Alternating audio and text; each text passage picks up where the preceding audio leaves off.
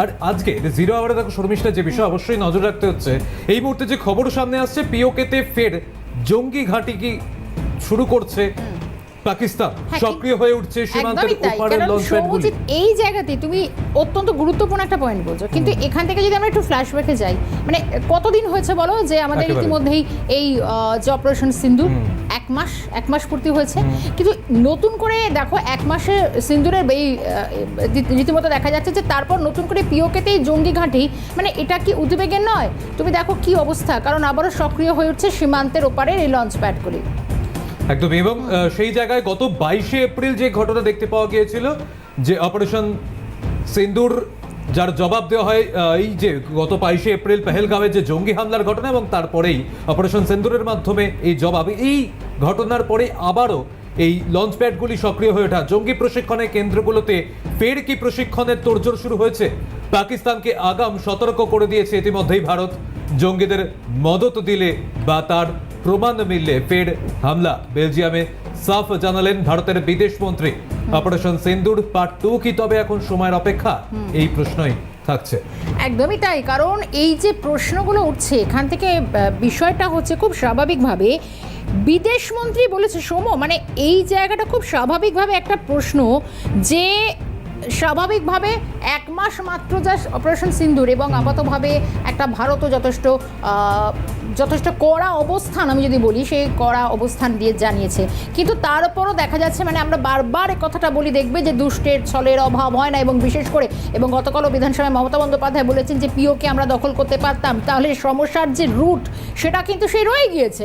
সব থেকে বড় কথা, বারবার এবং একাধিকবার নানা পন্থা অবলম্বন করতে দেখেছি আমরা পাকিস্তানকে, মানে কখনো দেখা যায় যে মানে ঘাপটি মেরে বসে থাকার মতো, অনেক সময় দেখবে অনেক পশু পাখিরা যারা ঘাপটি মেরে বসে থাকে না, শিকারকে একদম টার্গেট করে পাকিস্তানও ঠিক সেইভাবেই যারা ঘাপটি মেরে বসে থাকে, যে কবে একটু পরিস্থিতি একটু ঠান্ডা হবে এবং তারপর দেখা যাবে যে আবার নতুন করে হামলা বা অভিযানের বড়সড় পরিকল্পনা, অর্থাৎ সেই জায়গাগুলোতেই কিন্তু সেই ছক বানচাল করতে হবে। শুধু তা নয়, বিদেশমন্ত্রী বলছেন যখন এস জয়শঙ্কর, তিনি বলছেন যে রীতিমতো পাকিস্তান টেররিস্তানে পরিণত হয়েছে এবং নতুন করে লঞ্চ প্যাডগুলো সক্রিয় হচ্ছে।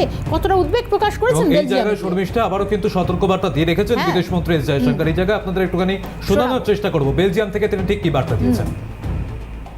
Somewhere it stopped there, that the same Moritke was where Mumbai was planned.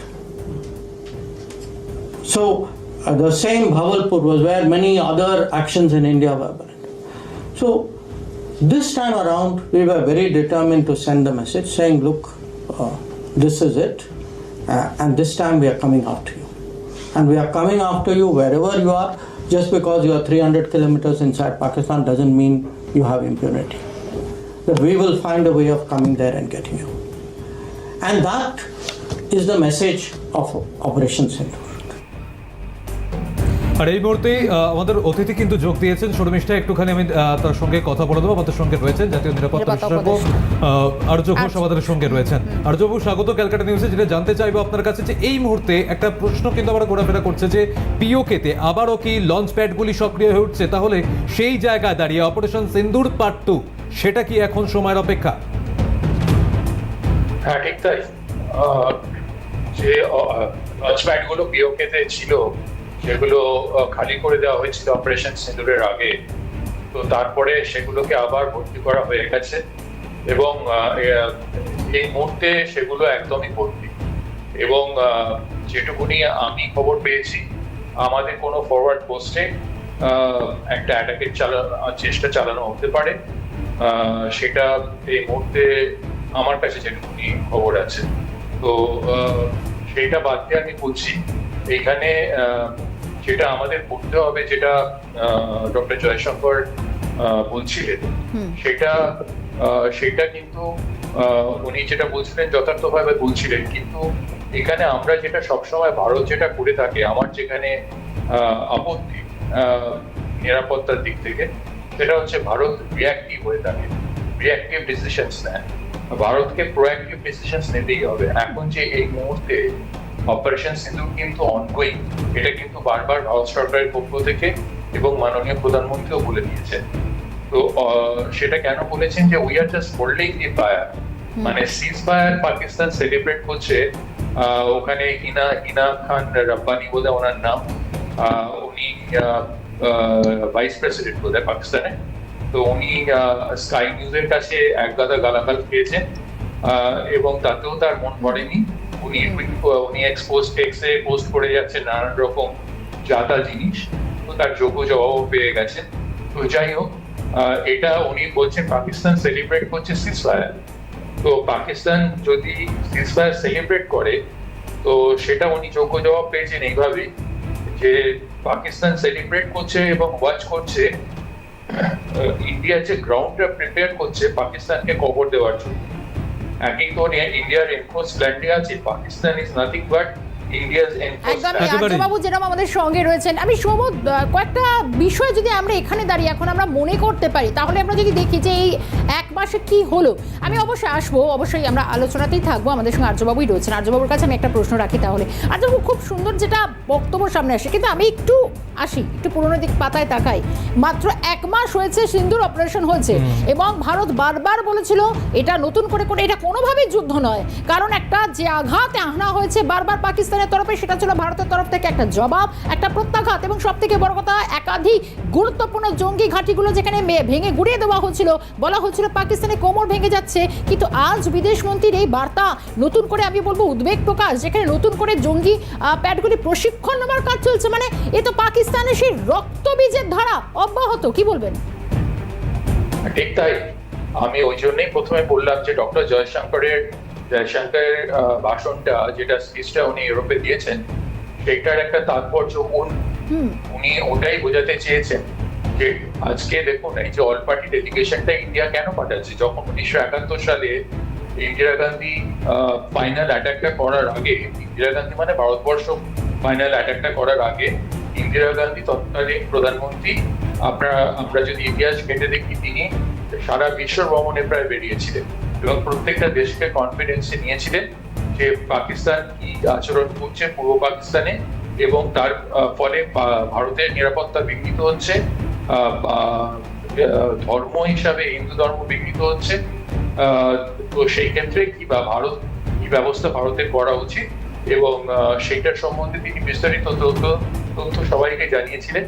Brezhnev তৎকালীন যিনি ইউএসএসআর এর প্রেসিডেন্ট ছিলেন সোভিয়েত ইউনিয়নের, তিনি কিভাবে হেল্প করেছেন আপনাদের সকলের জানা। এই যে অল পার্টি ডেলিগেশনটা গেছিল, তাদেরও কিন্তু কাজটা দেখবেন একটাই ছিল যে পাকিস্তানের টেররিজমটাকে সবার সামনে তুলে ধরা, এবং সেটা প্রধানমন্ত্রী না গিয়ে অল পার্টি ডেলিগেশনকে পাঠিয়ে এটা ঠিক কাজ করেছেন। আমি বলবো যে সেখান থেকে বিশ্ব বুঝলো যে এটা শুধু একটা পার্টি কেন্দ্রিক কোনো ব্যাপার না, ভারতবর্ষের সব পার্টি এই বিষয়ে কেন্দ্রীয় সরকারের পাশে আছে।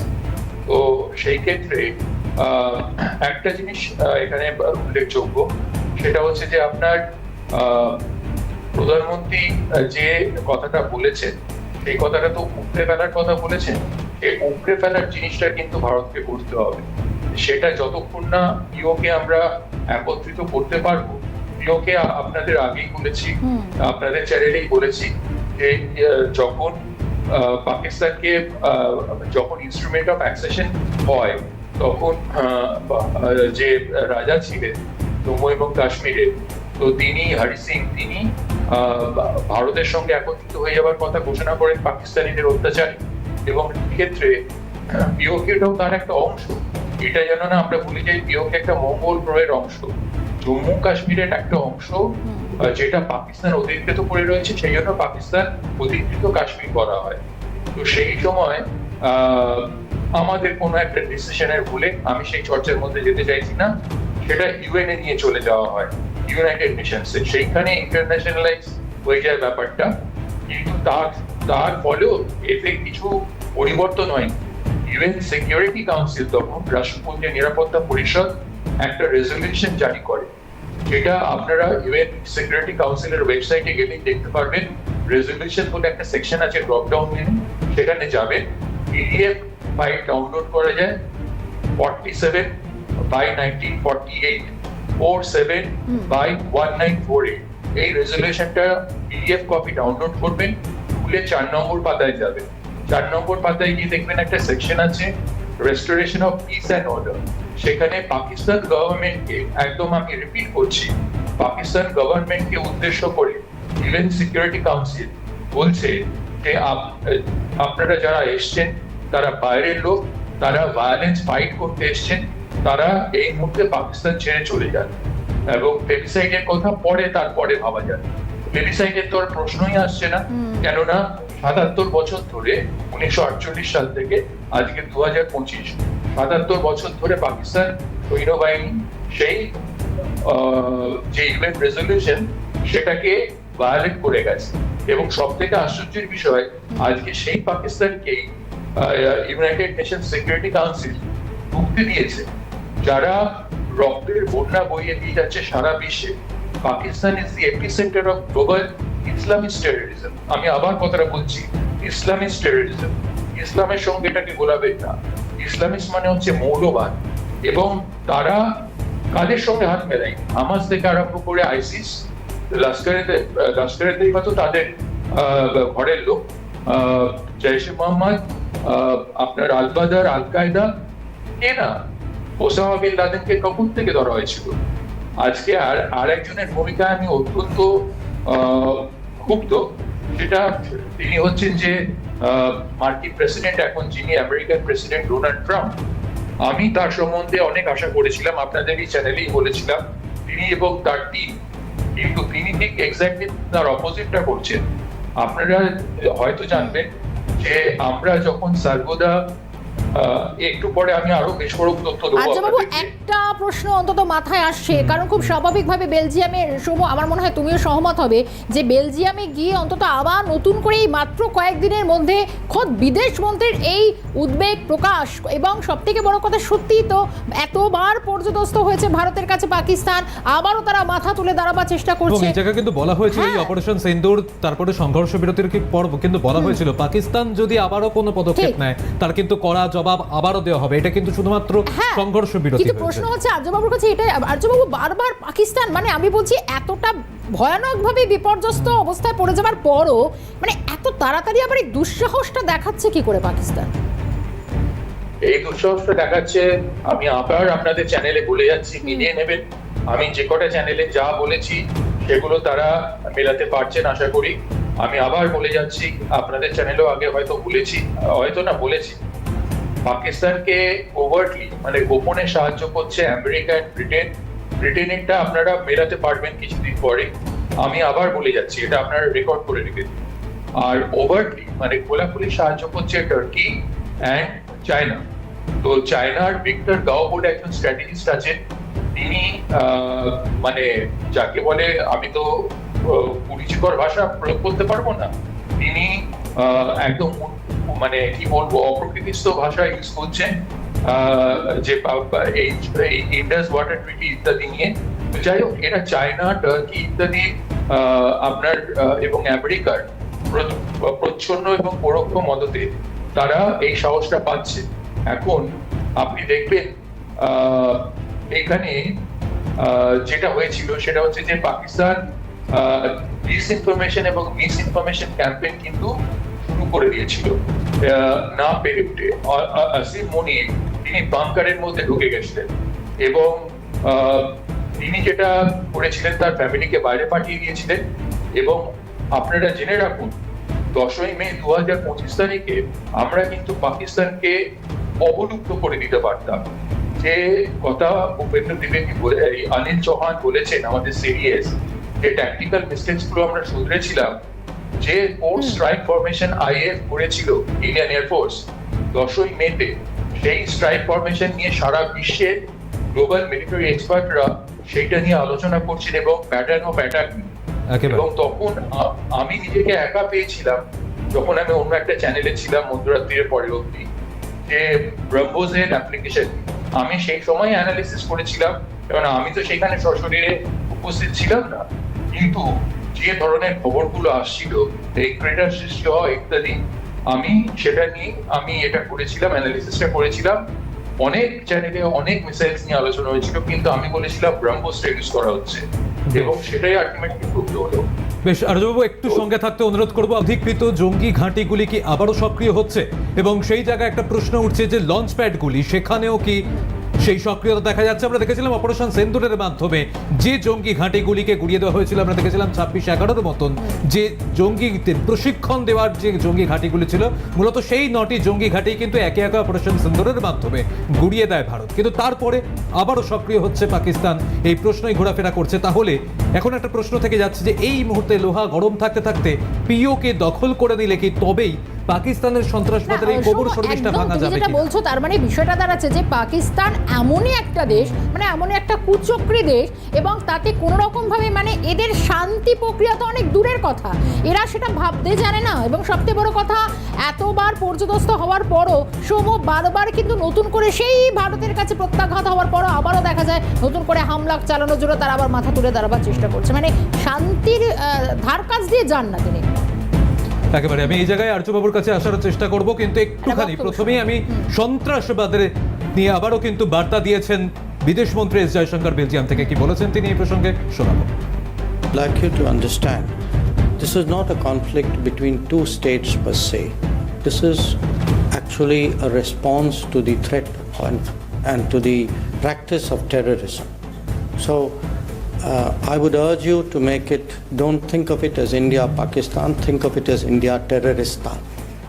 You will then appreciate it. I'd like you to আমি এই জায়গায় আসবো আর্যবাবুর কাছে। আর্যবাবু, আমরা দেখতে পেলাম আবারও কিন্তু সন্ত্রাসবাদকে নিয়ে করা, সন্ত্রাসবাদ রুখতে একটা কড়া বার্তা আবারও বিদেশমন্ত্রীর গলায়। এবং সেই জায়গায় দাঁড়িয়ে তাহলে যে প্রশ্নটা আমি প্রথমেই রেখেছিলাম যে এই মুহূর্তে পিওকে দখল করে নিলে কি তাহলে পাকিস্তানের এই যে বারবার সক্রিয় হয়ে ওঠা, এটা কি রোখা যাবে? একদম তাই। দেখুন, পিওকে মানে পাকিস্তান অধিকৃত কাশ্মীর আমরা যতক্ষণ না দখল করছি মানে কি, ওখানে পাকিস্তানি পাঞ্জাবিদের বাদ দিয়ে পাকিস্তানকে দখল করা না, এটা একত্রিত করা অ্যাকচুয়ালি। ওটা আমাদের ইন্টিগ্রাল পার্ট। তো সেই জন্য ওটা দখলের প্রশ্ন নেই, ওটা একত্রে রিইউনাইট করা।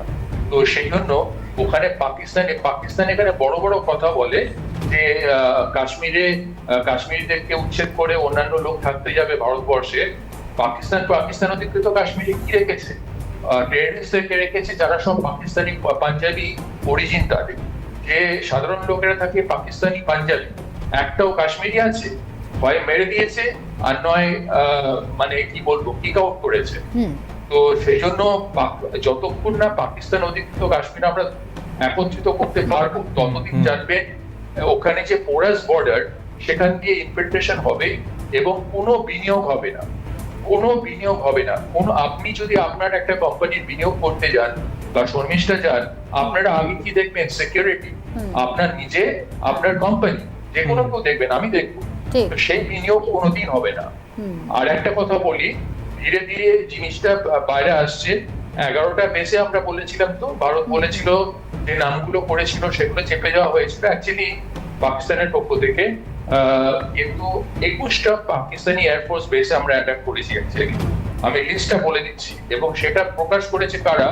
এই ডকুমেন্টটা একটা ইন্টেল লিকেজ থেকে পাওয়া গেছে, এবং সেটার টোটাল লিস্টটা হলো আপনার বাহালপুর, মুরিদকে, তারপরে হচ্ছে আপনার মালি, লাহোর, গুজরানওয়ালা, চাকালা, রাফিকি, রাহিম ইয়ার খান, সুকুর, সারগোদা, শিকারি, গোলারি, জেকোবাবাদ, এটা বেস শাহবাজ নামে পরিচিত, নুক্কা, Rawalpindi MES and G commands, Risalpur, কালকার, কাল্লার কাহার, মিয়াওয়ালি, এটা এমএম আলম বেস নামে পরিচিত, ফাইজান, করাচিতে lower Topa and HQCM air Islamabad.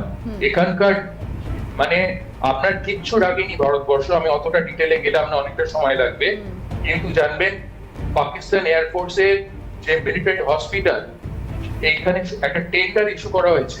এই টেন্ডারটা এত তাড়াতাড়ি ইস্যু করা হয়েছে মে মাসে অ্যাটাকের পরেই, অপারেশন সিঁদুরের পরে, এবং জুন মাসে ক্লোজ করে দেওয়া হয়েছে, আর্লি জুনে।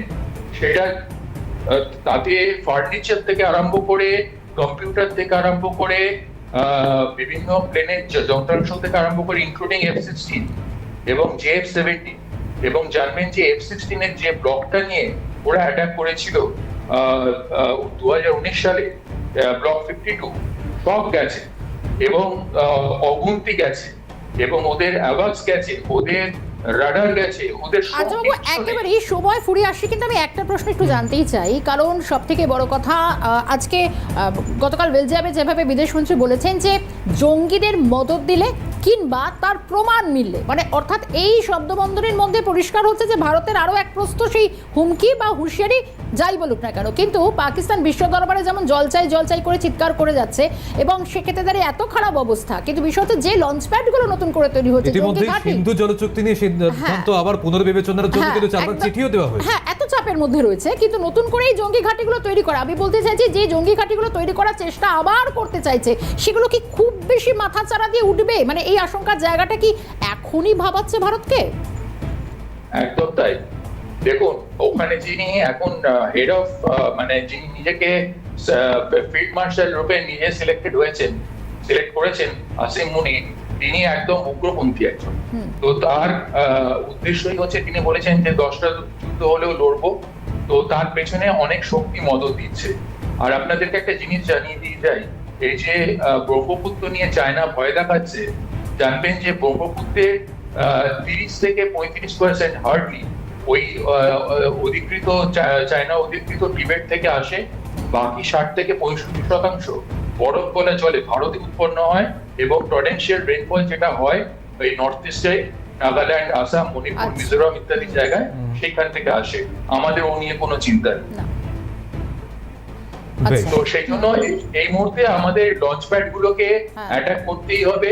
পাকিস্তানের যে GH2 রাওয়ালপিন্ডি থেকে আরম্ভ করে টোটাল মিলিটারি স্ট্রাকচার, মাসুদ আজহার, দাউদ ইব্রাহিম, আমাদের হাফিজ সাহেব, এদেরকে পুরো মিশিয়ে দিতে হবে। যতক্ষণ না আমরা সেটা করছি, ও 7 জন্মে আমরা নিষ্কৃতি পাবো তারপরে না একটা পাকিস্তানের। কথা বলে শেষ করতেই হচ্ছে খুব সংক্ষেপে, আর্যবাবু, যে এটা সেই ছাই চাপা আগুনের মতোই অন্তত জায়গাটা রয়ে গিয়েছে। অনেক ধন্যবাদ জানাবো আর্যবাবু সময় দেওয়ার জন্য। সময় এটাই কি মনে হচ্ছে না তার কারণে লঞ্চ প্যাডগুলো আবার তৈরি হচ্ছে, যাতে একেবারে। নতুন কোনো বড় কোনো পরিকল্পনা পাকিস্তানের, সেটা বানচাল করতে হবে। বিদেশমন্ত্রীর উদ্বেগ, সব দিকেই আমাদের নজর থাকবে। একদম। আপাতত 01 এখানেই শেষ করছি। পরবর্তী খবরের জন্য আপনাদের নজর থাকুক ক্যালকাটা নিউজ।